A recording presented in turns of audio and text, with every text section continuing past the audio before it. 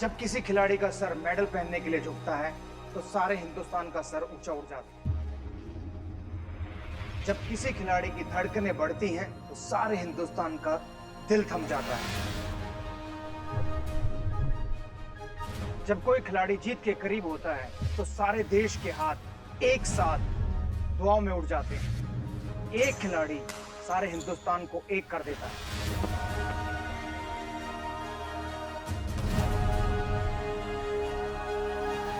कुछ ऐसे ही खिलाड़ी जो मेरी और मेरे देश की उम्मीद है, उन्हें जानने का मौका है उम्मीद इंडिया।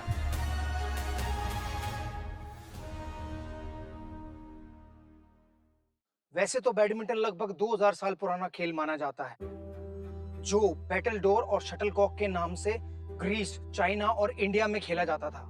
लेकिन मॉडर्न एज में बैडमिंटन की शुरुआत महाराष्ट्र के पूना शहर से हुई, इसलिए इस खेल को पूना के नाम से भी जाना जाता था। बैडमिंटन को वर्ल्ड का सबसे तेज रैकेट स्पोर्ट माना जाता है, क्योंकि कई शॉट में शटलकॉक 300 किलोमीटर पर आवर की स्पीड से भी तेज दौड़ती है। इसका मतलब है शटलकॉक को मारने के लिए ताकत, फुर्ती और फिटनेस की जरूरत है। और आज मैं आपको जिस खिलाड़ी से मिलवा रहा हूँ, उनमें ये तीनों चीजें हैं, बस वो व्हीलचेयर पर बैठकर खेलते हैं। Para shuttler Sanjeev Kumar.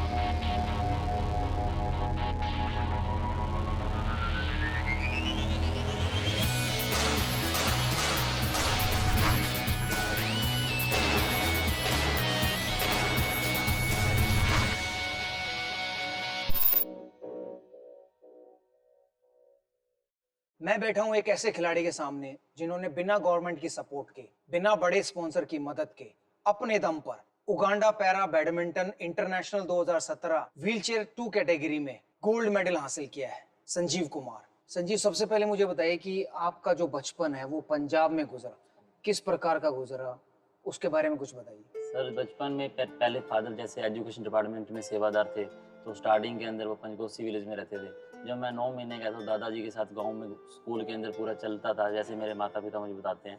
तो उस टाइम क्या हुआ कि बुखार हुआ मुझे, और वैसे जो विलेज एरिया में डॉक्टर रहते हैं उनको इतनी वो नॉलेज तो होती नहीं, उन्होंने मुझे बुखार में इंजेक्शन दे दिया, जिसकी वजह से जब मैं इंजेक्शन लगवाने के बाद घर पे आया तो मेरा पैर ऊपर उठने लगा। तो मेरी मम्मी को पता लगा, वो घबरा गए, तो उन्होंने बात की दादाजी से और सब, फिर उन्होंने मुझे ले जाकर कि हर डॉक्टर को दिखाने की कोशिश की, हर जगह ट्राई की, और जिससे बाद में उनको पता चला कि मेरे लड़के के पैर में पोलियो हो गया। मेरे पेरेंट्स ने बड़ी ट्राई की कि ऑपरेशन करवा के भी बच्चे को ठीक करने की, तो मेरे 2 ऑपरेशन करवाए गए रामपुरा फूल के अंदर। तो वो 3 ऑपरेशन होने थे, तो जब जैसे सेकंड ऑपरेशन के ऊपर गए तो हमें पता लगा कि डॉक्टर को हार्ट अटैक हो गया, जिसकी वजह से मेरा तीसरा ऑपरेशन भी नहीं हो पाया। तो फिर वो ऑपरेशन रुकने से पैर तो ऊपर चढ़ता चला गया और पैर सूखने लगा मेरा। एक उन्होंने मुझे लोहे का क्लिपर पहना दिया, वो मेरे लगता था यहाँ पे, तो मुझे चलना बहुत टफ लगता था। तो फिर मैंने पेरेंट्स से बात की, मैं कहा मुझसे नहीं चला जाता, मैं ये नहीं पहनूंगा। तो फिर डंडे से चलना शुरू किया। आज मेरे अंदर हिम्मत, हौसला आप देख रहे हैं, अब जो मैंने अचीवमेंट्स की हैं वो मेरी डंडे की बदौलत है। जब से मेरे हाथ में डंडा होता है ना, मुझे ऐसे लगता है कि मैं बिल्कुल एबल।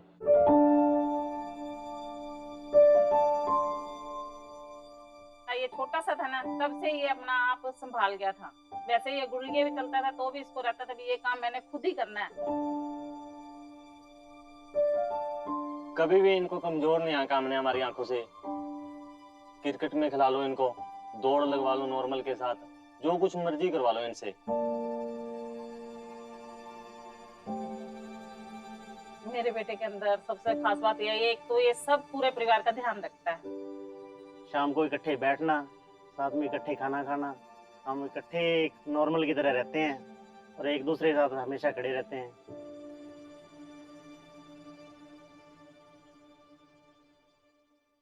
मुझे बताइए कितनी छोटी सी उम्र में आपको इस खेल से कैसे प्यार हुआ? जब मैं छोटा था तो मैं उस टाइम 6th में पढ़ता था कुइयां सर्वर स्कूल में। मैं हमेशा ये सोचता था कि मैं भी क्रिकेटर बनूं, खेल लूं मैं। और जैसे सुबह स्कूल लगता था तो उस टाइम बच्चे ना ग्राउंड में क्रिकेट खेलते थे बैट के साथ। मैं एक दिन बैठा था स्टेज के ऊपर, 97 की बात होगी, ज़्यादा ही पुरानी है। तो मैं बैठा था तो मेरे बॉल लग 20 गई यहाँ साल। पे, हाँ जी, मेरे यहाँ पे आगे बॉल लग गया। तो मैंने फादर को बोला मैं जी आधी छुट्टी में घर जाने की परमिशन दो, क्योंकि फादर उसी स्कूल में वर्क करते थे, सेवादार हैं। जी। तो कह रहे तू क्रिकेट खेल रहा होगा। मैं कहा जी। खेलना तो नहीं पापा, अब उसके बाद खेलना पड़ेगा। धीरे धीरे इतना अच्छा खेलना स्टार्ट कर दिया कि मैं नॉर्मल प्लेयर को उस डंडे के साथ बैटिंग करते हुए लंबे लंबे छक्के लगाता था। जैसे जैसे छक्के लगते गए मेरा हौसला बिल्ड होता गया बस।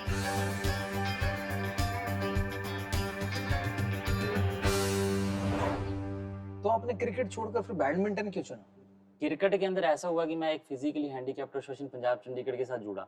उन्होंने मुझे बोला कि आप हमारी तरफ से मैच खेलिए साकेत हॉस्पिटल हरियाणा के खिलाफ। जी। तो मैंने सोचा चलो ठीक है। अब हैंडीकैप्टों का मैच एक अलग चीज़ थी। मैं ओपनर चला गया जी। मैं 37 गेंदों में 88 रन मारे जी। जी, क्या बात है। इतने तो मैंने भी नहीं मारे यार। बाउंड्री छोटी थी, जोन से आए बाहर, जोन से आए बाहर। जी। तो उसके बाद उन्होंने मुझे बताया कि नेशनल एथलेटिक्स चैंपियनशिप थी यहाँ पे दिल्ली में। जी। मैं कहा चलो वहाँ भी चलते हैं खेलने।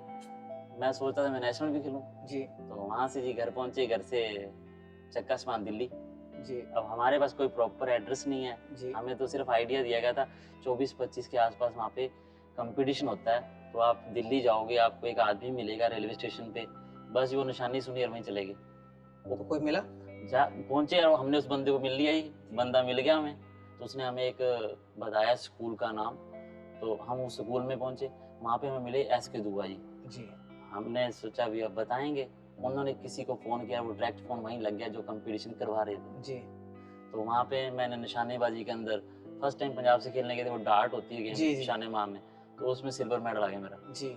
तो उसके बाद वहीं पे बॉम्बे के प्लेयर बैठे थे, उन्होंने बोला कि बैडमिंटन भी होती है। जी। मैं कहा चलो फिर बैडमिंटन भी खेलते हैं। जी। बस जी फिर वो 25 जनवरी 2008 की बात है, बैडमिंटन शुरू किया। उस दिन डिसाइड कर लिया बैडमिंटन ही खेलना है।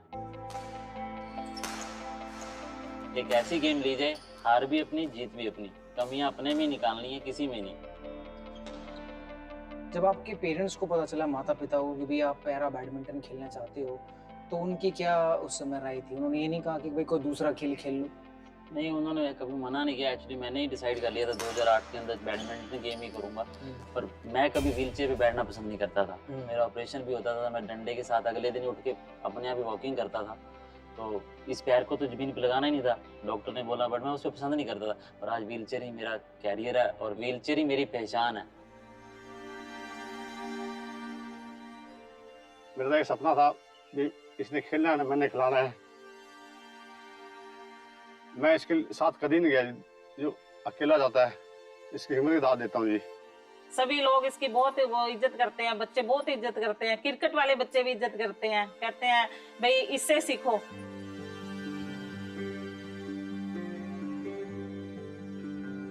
स्कूल में भी जिसमें पढ़ता था, वहाँ पे भी टीचर्स लेक्चर देते हैं बच्चों को कि हमारा स्टूडेंट था भी पढ़ लिख के भी देखो उसने हार नहीं मानी, भी मैं हैंडीकैप्ड हूँ।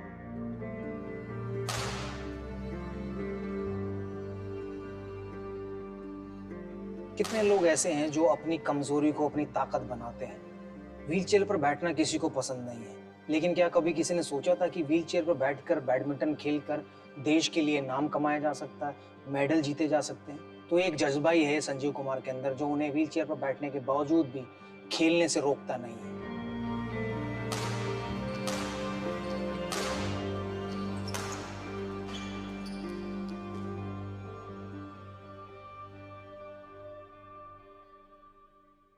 अच्छा, बॉर्डर के इतने नजदीक रहते हैं ऐसा मैंने सुना, ये बात सही है? बिल्कुल सही है, 10 किलोमीटर मेरा घर है बॉर्डर से। अच्छा, पाकिस्तान बॉर्डर से 10 किलोमीटर आपका घर? हाँ जी बिल्कुल। तो बॉर्डर के नजदीक के किस गांव में रहते हैं और वहाँ की लाइफ कैसी है? सर जहाँ मैं रहता हूँ वो गांव है ढानी तेलुपुरा, ये डिस्ट्रिक्ट फाजिलका में पड़ता है। और वहाँ की जो विलेज लाइफ है, पेंडू लाइफ है, पूरी देसी लाइफ है। खाया पिया मस्त रहे, दोस्तों के के साथ शाम को टाइम स्पेंड करना, जब खेलना, क्रिकेट खेल लेनी, मस्या गुरुद्वारे मत्था टेकने चले जाना, जी, जैसे तो बड़ी आराम की लाइफ है वहाँ पर। बिल्कुल। जब आपने बैडमिंटन खेलना शुरू किया तो किन किन तरह के चैलेंजेस आपके सामने आए, आपकी प्रैक्टिस में क्या प्रॉब्लम आई? मैंने जब 2008 में स्टार्ट किया था, मैंने जब भी सोच लिया था कि इसमें ही नाम कमाना और इसमें ही बनना है। मेरे लिए बहुत सारे चैलेंज थे, क्योंकि गवर्नमेंट का इसमें सपोर्ट नहीं है इतना हम लोगों को। पहले तो आपको, अगर मेरे पास टूर्नामेंट का लेटर आता था ना ओपन जाने का, तो उस लेटर को देखने से इतनी खुशी नहीं होती थी जितनी खुशी मुझे बस ये होता था कि अब मैं जाऊं और इसमें करूं। अब उसके लिए मेरे लिए कंपटीशन स्टार्ट हो जाता है। पहले मेडल जीतने से पहले घर के कंपटीशन, फंड कहाँ से 1 लाख रुपए लाएंगे, फिर प्रैक्टिस भी करनी है मेडल जीतने के लिए, फिर सुबह उठना, भाइयों को लेना, किसी से लिस्ट बनानी भी, आज इस बंदे के पास मिलना, आज इसके पास मिलना है। कोई 10,000 देता था, कोई 15,000, जो कम रह जाते थे फिर वो खुद लगाने। तो ये बड़ी समस्याएं आती थी, पर अभी तक भी ये समस्याएं आ रही हैं, पर मैं इनको हिम्मत से बस कोशिश करता हूँ और सक्सेस भी हो जाती है कई बार, कोशिश कई बार रह भी जाता हूँ। आपको कब ऐसा लगा कि अब आप स्पोर्ट्स को प्रोफेशनली खेल सकते हैं, आप बैडमिंटन को प्रोफेशनली खेल सकते हैं? स्टार्टिंग के दिनों में तो मुझे एक्चुअली सीमट के कोर्ट के अंदर, स्कूल में जिसमें पढ़ता था, एक सीमट का कोर्ट था, मैंने वहीं पे खेलना स्टार्ट कर दिया। अब पेशेंट व्हील चेयर को तो कोई पीछे से धक्का मारे तो भी नहीं चलती वो, तो अब वो कोर्ट में चलेगी कैसे? सबसे बड़ा टर्निंग पॉइंट मेरी लाइफ में वही था कि मैंने जो पेशेंट पे ट्रेनिंग करने के बाद क्वालिफाई किया एशिया कप, और एशिया कप के अंदर एक मैच मेरा जो था प्री क्वार्टर, वो इंडिया की चैंपियन के साथ था, जो पुराना प्लेयर था, उसके पास व्हीलचेयर बहुत अच्छा था। अब मैंने दूसरे साथी का व्हीलचेयर लेके उसको स्टेट मुकाबले में हरा के क्वार्टर फाइनल में एंट्री की, और क्वार्टर फाइनल में हारा था। पर मुझे अपनी उस हार को मैंने हार नहीं समझा। मैं कहा ये तेरी कामयाबी है, अगर तू आज क्वार्टर पहुंच गया है तो अभी अगर और मेहनत करेगा तो मेडल भी आने शुरू हो जाएंगे।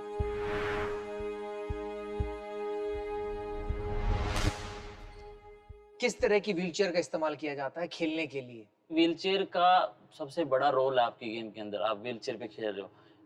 अब व्हीलचेयर की कॉस्ट इतनी है कि 4 लाख, 4.5 लाख, 5.5 लाख रुपए, इतनी कॉस्टली व्हीलचेयर है, जिनका वेट होता है उनका 8, 8.5 और 9 विद टायर लगाने के बावजूद भी। और जो मेरे पास व्हीलचेयर है वो 23 से 24 किलो का व्हीलचेयर। तो मतलब एक इंटरनेशनल खिलाड़ी खेलता है 8 किलो की चेयर पे और आप खेलते हो लगभग 20 से 24 किलो की बिल्कुल। चेयर। और इसमें भी देखो क्या कि जो इनके व्हील हैं ये नहीं कहीं मिलते। अब मेरी जो व्हीलचेयर में जो मैं एक्सल लगाता हूँ टायर को लॉक करने के लिए, वो भी खराब है। मेरी व्हीलचेयर का व्हील कभी भी निकल सकता है, क्योंकि वो अनलॉक है, क्योंकि लॉक उसके खराब हो गए, एक्सल कहीं से मिलता नहीं। तो अभी मेरे टायर बिल्कुल घस गए, खत्म हो गए, फट गए टायर। अभी मैं उनकी फिर साइड चेंज करके खेलता हूँ। अच्छा, सबसे बड़ा फर्क यही है, जब 24 किलो की व्हीलचेयर पे हम खेल रहे हैं, हमारी एनर्जी वेस्ट हो रही है, सामने वाले की नहीं हो रही। उसकी स्पीड बहुत मस्त है। अगर वो व्हीलचेयर मुझे मिल जाए चलाने की तो मेरी तो स्पीड उससे डबल हो जाएगी, क्योंकि मैं तो हार्ड वर्क पहले ही कर रहा हूँ। इतने बड़े देश में क्या कोई आज तक संजीव को ऐसा नहीं मिला कि उन्हें वो 4.5-5 लाख रुपए की चेयर दिलवा सके? शायद इस प्रोग्राम के बाद ऐसे बहुत सारे लोग उन्हें मिलेंगे, उनकी मदद करेंगे, उनमें से शायद हम भी एक होंगे कि उन्हें एटलीस्ट एक वो चेयर तो दिलाएं जिसके दम पर वो भारत को गोल्ड मेडल जिता सके पैरा बैडमिंटन में।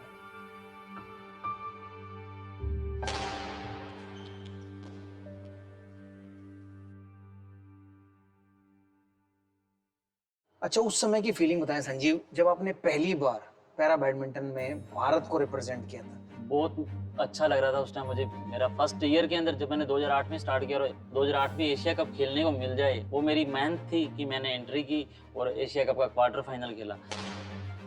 इंडिया की टीम जब भी जाती है, एक 14 एशियन गेम्स के अलावा मेरा नाम हमेशा भगवान की जैसी टीम में रहता है, और मैं पूरा साल प्रैक्टिस पे रहता हूँ। मैं चाहता हूँ मेरे नाम पे हर वो मेडल हो जो इवेंट में रहता है, चाहे वो सिंगल में हो, चाहे सिंगल, मिक्स डबल मैं हो। नेशनल के अंदर भी, मैं सिंगल में भी अब तक सिंगल, डबल, मिक्स डबल में 15 गोल्ड मेडल जीत चुका हूँ। 15 गोल्ड, 3 सिल्वर, 2 ब्रॉन्ज मेडल है मेरे पास अभी तक। और इंटरनेशनल के अंदर भी सिल्वर भी आ गया मेरा वर्ल्ड गेम्स में, और युगांडा में गोल्ड भी आ गया, जो हिंदुस्तान में व्हीलचेयर को कभी नहीं मिला, मैं ही लेके आया।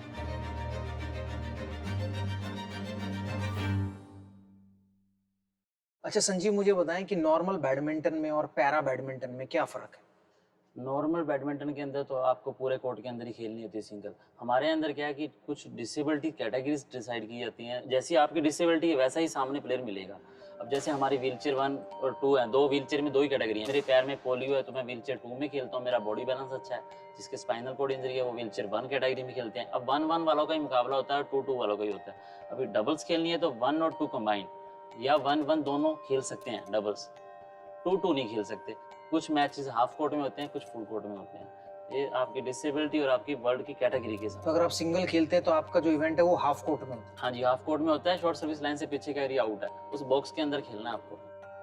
फुल कोर्ट रहता है तो आपके पास ऑप्शन रहती है, आप किधर भी फ्लिक फ्लुक करके पॉइंट ले सकते हैं। जो कोर्ट छोटा होने की वजह से आपको क्या चाहिए, एक्यूरेसी चाहिए, कंटिन्यू स्टैमिना आपको चाहिए और स्पीड चाहिए आपकी, क्योंकि आपके पास गलती करने के चांस बहुत कम है।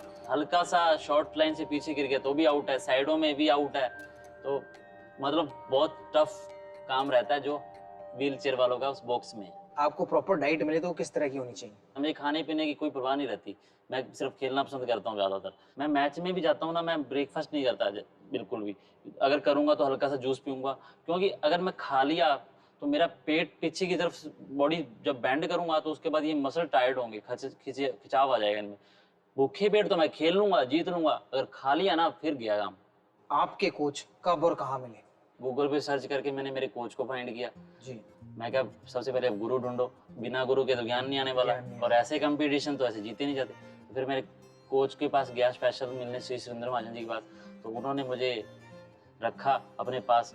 वो भी हैरान हो रहे थे पहले तो बहुत ज़्यादा, क्योंकि अब एबल पर्सन के साथ एक व्हील चेयर पे बच्चा कैसे खेले, उन्होंने भी कभी देखा नहीं, व्हील चेयर होता ही क्या है कहानी। जी। क्योंकि उससे पहले मेरे मेडल थे, 3-4 मेडल भी ले चुका था और एशियन तक पार्ट भी कर चुका था बिना कोच। मैंने सर से रिक्वेस्ट की, मैं सर मेरी ये अचीवमेंट्स बिना कोच के हैं, अगर आप रख लोगे तो मैं अच्छा कर लूँगा, अगर नहीं करूँगा तो मुझे भगा देना बाकी बच्चों की तरह।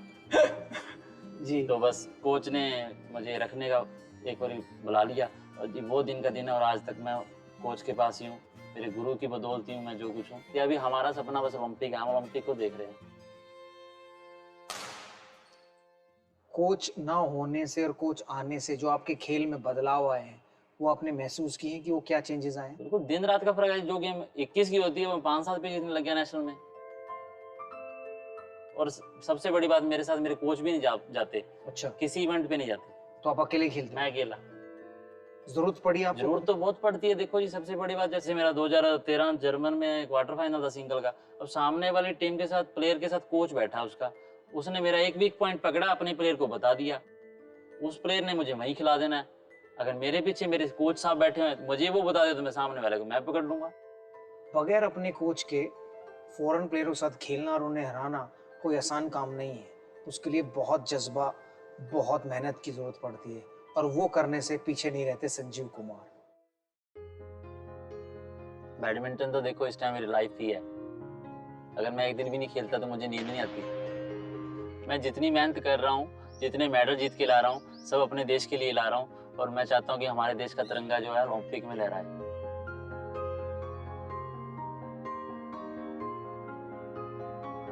सुबह मैं 6:15 बजे उठता हूँ। पहले तो उठ के मॉर्निंग में मैं चाय पीने के बाद धूप बत्ती करना, थोड़ी देर बाद न्यूज चैनल देखता हूँ, फिर तैयार होके बिल्कुल ड्रेसेस वगैरह पहन के अपनी किट पैक करना। 10-10:15 मैं बोर स्टेडियम जैसे पहुंचता हूँ। उसके बाद पहले वार्म अप करना, व्हील चेयर को फिट करना कोर्ट के अंदर, फिर व्हील चेयर ट्रेनिंग करना। उसके बाद मैं एक्यूरेसी पे वर्क करता हूँ। उसके बाद हम गेम खेलते हैं आपस के अंदर, ताकि जो चीजें की हैं, मूवमेंट कितनी फास्ट हुई, कोई स्ट्रोक मिस तो नहीं हो रहा, और जो हमने एक्यूरेसी के पे वर्क किया है, क्या हम हर शेड्यूल को वहां से वहां मार पा रहे हैं, तो वो चीजें में हम प्रैक्टिस के अंदर ले जाते हैं। Sanjeev is a very disciplined, बहुत अच्छा डिसिप्लिन लड़का है और हार्ड वर्किंग है सबसे बड़ी बात। उसके हमारे जो फोकस एरियाज हैं मेनली उसके कोर है। जब मैं जिम जाता हूँ उस टाइम मैं अपनी ऊपर बॉडी पे काम करता हूँ, और ज्यादातर क्या रहता है मेरा, ये रिस्ट के ऊपर करना, ये बनाना, और ये शोल्डर स्ट्रॉन्ग रखना, क्योंकि व्हीलचेयर पुलिंग के लिए ज्यादातर अपर बॉडी ही काम आती है। संजीव की सबसे बड़ी स्ट्रेंथ है उसका अपने आप में विश्वास, कुछ करने का जज्बा भी है उसके अंदर। मेरा तो एक ही गोल है कि भी वो ओलंपिक में जाए और मेडल लेकर आए।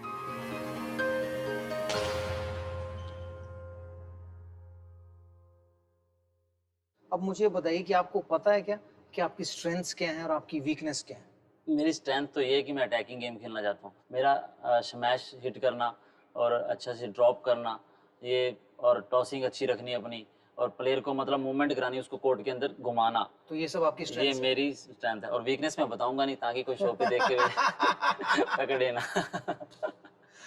अच्छा, आपका अल्टीमेट गोल क्या है? इस टाइम मैं सबसे बड़ा इवेंट जो है हमारा, जो हम फोकस कर रहे हैं, ओलंपिक कर रहे हैं। सबसे पहले उसके लिए मुझे एक व्हीलचेयर का अरेंज करना।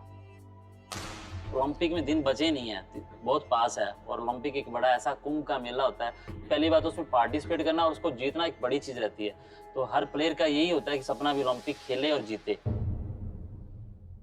काफ़ी खुशी की बात है कि पैरा ओलंपिक्स को उसका जो दर्जा मिलना था वो मिल रहा है, और ओलंपिक 2020 में पैरा बैडमिंटन शुरुआत होगी। Sanjeev, all the very best. You are a great inspiration to a lot of badminton players and I wish you all the very best. Sanjeev Kumar की हर बात उम्मीद का संदेश है। उम्मीद खुद पर भरोसे की, उम्मीद सिचुएशन से लड़ने की, उम्मीद कभी ना हार मानने की, और उम्मीद इंडिया की। हम सब की तरफ से संजीव को ऑल द वेरी बेस्ट। जय Hind. Like, share, subscribe and click on the bell icon to never miss an update from Epic.